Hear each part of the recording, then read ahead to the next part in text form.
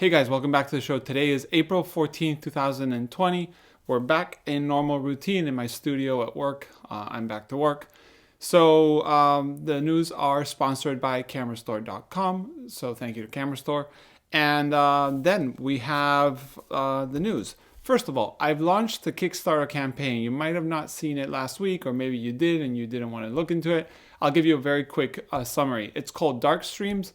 It's a Kickstarter to fund a live stream setup inside my darkroom, so I can make live streams while I'm enlarging or printing. This will be mostly in black and white. Hopefully I can set up something for color printing, which has to be done in the dark. And basically it's a small Kickstarter. The goal is 1,200 euros to basically support a couple things that I need to get to be able to set this whole thing up. In exchange, you get prints, you get tickets to the first 6 live streams, you get to vote what prints will be done. And if you want to see kind of how it will look, I also posted last week a video this past Sunday, a video of me printing in the darkroom, which basically will be very similar to the setup that will be live streamed. One good thing about the live stream is you guys will be able to interact with me. So I will be with a lavalier microphone talking to people through the comment section. I'm gonna get a monitor to be able to see the comments in the darkroom with the red light. I managed to find a way to make it safe for the paper. So yeah, if you wanna go help get this idea started, I've already ordered a couple of the items because we're around 50% of the goal, and I think it could be managed. It's not a big goal. Anything helps, from $1 to the higher tires, which are, I think I have one for 1,000 if you want to do a workshop with me one-on-one. But yeah, hopefully you guys like the idea, want to support the idea. And if you don't, thanks for having a look and listening to me. Then what else do we have? Last week, I made a little statement about the shipping situation with Japan. And I've got a couple comments telling me that maybe it wasn't fully, maybe right, maybe fake news. Basically, I hadn't found any articles properly. I had to do quite a lot of Googling to find it. What's happened is Japan Post, which is like the national post, like USPS in the US or Correos here in Spain, has announced that it won't be shipping or there'll be restrictions to 153 countries due to what's currently happening. But from what I've heard, some of the private shipping companies like FedEx, DHL, and so on do ship. So if you do still want to get something in Japan, just ask beforehand, see if everything's working fine, and then you can buy it. One of the things I heard from one of the comments was that I could damage the business, which is already pretty low. So still, if you want to get something, go ahead and ask. It's always better to be careful than, to then have some sort of problem if it could arrive. So yeah, hopefully that will help people understand that Japan has certain limitations. That's all I want to say. Then we have news from Filmomat. Filmomat is a processor for your film, color, black and white, E6 II, which used to be bubble. The agitation was done by bubbles that were inside the tank that had a lid and so on. I saw it at Photokina 2016. It's a really interesting concept. A lot of people are buying it, so it's a real product. But now there's version 2, which is going to be inside a tank, which you can use Jobo reels, which is really interesting. And you can load 4x5, you can load 120 film or 35, and it uses the same suction and pushing liquid into the processor. It's currently for sale already. There's a video that I linked below from the maker, inventor of Filmomat, Lucas, who's really nice. I met him at Photokina. And for anyone wanting a high-grade processor, that's a great option. For those wanting maybe a different approach, there's also a little teaser video from Chromabox, all the way from New Zealand. He's working on basically a very similar concept to the old ATLs from Jobo that would suck the chemistry, push it into the tank, but instead of rotating the whole tank, only the core rotates. So you can see a video of how it all works. I think it's very exciting to see more processors in the film market currently.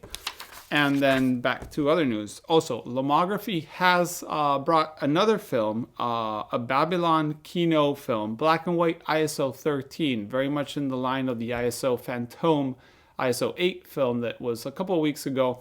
You can pre-order it. It's €8.90, around $9. It will be coming out in July, so you have a 20% discount if you pre-order now. So yeah, I'll leave some of the examples on screen so you guys can see.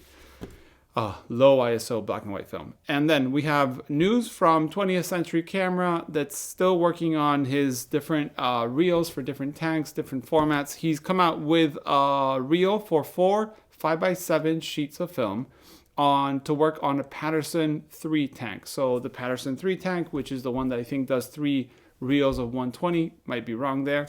But if you have a Patterson reel tank and you shoot 5x7, or you want to get a 5x7 like the one Intrepid is coming out with very soon, you could get this and develop on your Patterson tank.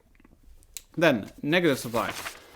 Negative Supply, the people that are currently making tools to help you digitize film and other little things for, the hybrid shooter that shoots film and digitizes and then edits on the computer and all that, came out with, remember, the 35mm Mark I, then the 120 Kickstarter campaign that should be delivering very soon. Then they've made a little Pro Riser, Pro Mount, everything like that. So kind of the ecosystem. The last thing they were missing, at least that I think, was a light source. So they've announced today that they're coming out with 2 different light sources. One that covers the Pro Mount. So basically it's around like a 5x7-ish, a little bigger light source, and the measurements are on the pictures I'm putting. And then another one that's a little bigger, that's about 8.5 inch by 10.5 inch. So maybe for the 8x10 film holder they make. And they do make a 8x10 film holder, but so far they've only done a couple per demand, but you can get one and you can digitize your 8x10 film with a digital camera or whatever system you think is best. And they also have announced, there's no price yet, at least that I know, and they've also announced a film hanger.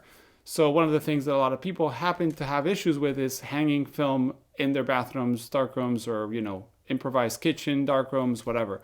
So they made one of those door hanger things that you can hang your towels or your jackets that basically hooks to the top of the door.